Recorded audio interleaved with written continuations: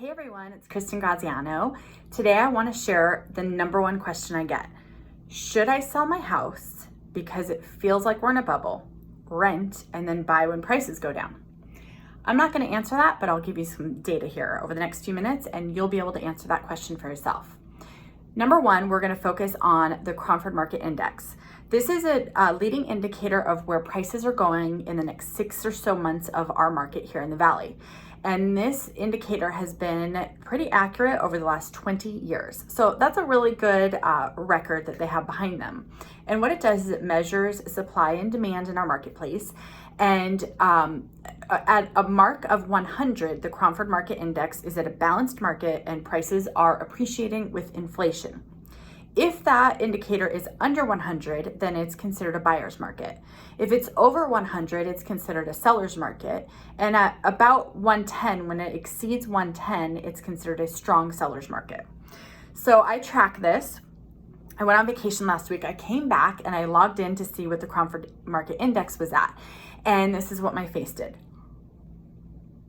Yes, that's literally what my face did when I saw it. So we were hovering in the high 200s, I would say like 250, 270-ish in the last couple weeks. And I left town for a week and I logged in and the Cromford Market Index, hold on, I have it written down, was at 307.8. And I have it written down because when I logged in and I made that face, it was actually at 303. And then later that day, it was at 305. And today, here we are, 3 days later, we're at 307. That's a huge change. Before COVID, we were in the mid 200s, I believe. So we're in a very, very, very, very strong market for sellers. And that Cromford Market Index is going up, which means that that's a leading indicator that prices likely over the next several months will rise. So let me dive into that a little bit more. So Cromford has said that we right now have 37.7% of our typical supply for this time of year. That is like nothing. And then on top of that, we have 16.2% higher demand than we typically have for this time of year. And what that's done is it's created a seller's market that is, frenzy does not begin to describe it. It doesn't even come close. So diving into that a little bit, what's fueling that is the interest rates are super low right now. So we know people getting interest rates under 3%. That is like almost free money. To illustrate this, for the average home, I believe it's like a 1,500 square foot home or something like that. In 2006, it was $324,000 for that home. And the interest rate at that time, the going interest rate was 6.5%. And that mortgage payment was $1,854 a month. Today, we're in 2020. And that home, again, I think it's around 1,500 square feet, 10% down using all the same data, would be about $340,000.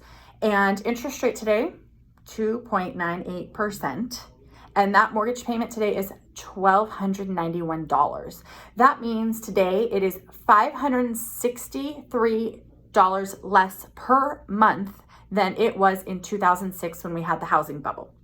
So let me dive a little bit more. That means it is really, really affordable to own a home right now. And in fact, many people would say the money is almost free. And I would have to say it is. With interest rates that low, that's so low. It is so affordable to own a house right now, which is strongly driving this shortage of properties and increase in home ownership. Let's dive into the rental side of things. So in 2006, we're using the same year we were using to compare mortgage payments. In 2006, the median rent in the Phoenix area was $1,050. Something I should also point out, we were in a housing bubble at that time, but rentals were abundant. We had plenty of rentals. Rent rates were not rising. In fact, we had a decent number of vacancy. We did not have a housing shortage. We just had a false demand for housing on the ownership side. So back then, rents 2006, median rent $1,050. Fast forward to today, 2020, that median rent is $1,700 a month.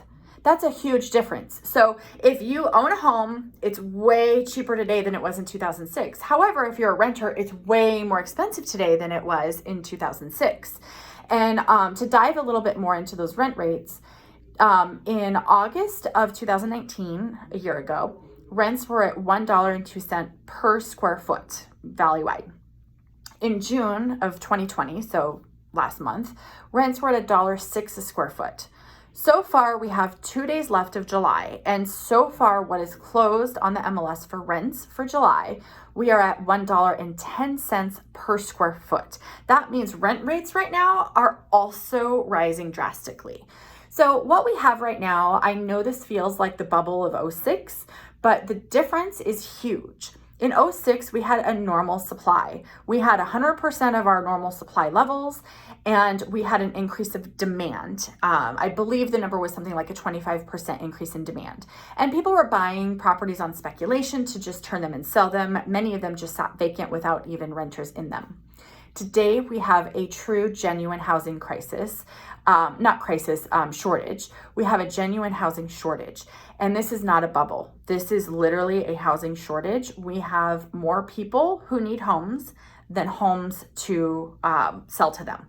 So, and the same is true of rentals. If somebody's out there, I know people looking for rentals. It's a very, very, very tough scenario, and rents are going up. So if you're considering selling your house and renting until this bubble is over, I will tell you we're not in a bubble. And rents are quite expensive. They are quite more expensive now than they've ever been. And we do not see that stopping. All those people who can't find a house to buy, they are renting. And they're moving here from all over. We have a significant influx of buyers coming from California, which is always our number one source of buyers, but also coming from the Pacific Northwest. We have people coming from the Midwest. We have people coming from all over. And the COVID situation has actually, in my opinion, driven more people to move here from out of state. And so people who were moving was not on their radar when COVID started. They had no intention of moving out of state. And now here they are, they're moving to Arizona. So I will let you answer that. There's more that goes into that question, and I have a lot more data. I'll share it over time so people can make that decision. And I firmly believe there's always more factors that go into selling a home and deciding to rent than just the data I'm sharing today. Someone right now might be able to sell their home for a really nice price. And maybe that means they can start a new business, and renting just makes sense. So just know, when you rent, your rent can rise. When you own a home, your payment is going to stay the same. The only changes will happen is if your insurance goes up, your homeowner's insurance, or if taxes rise, which will happen over time. But really, the upward risk of where your housing cost is going to go is very much limited to where you lock it in today. When you're renting, you're not locked in. You're paying your landlord's mortgage. And I'm a landlord, so I appreciate that. I have people who pay my mortgage. But I will say that you're not locking in your housing expense. That can change, and that can change drastically over the course of a year. So I hope this helps some people. I hope this is good information for you. I have a significantly deeper amount of data I was going to share, but it ended up being like a 16-minute video. So if you want that data, I'm happy to share it. Just reach out and I'll let you know. Have a great day, everyone. Bye.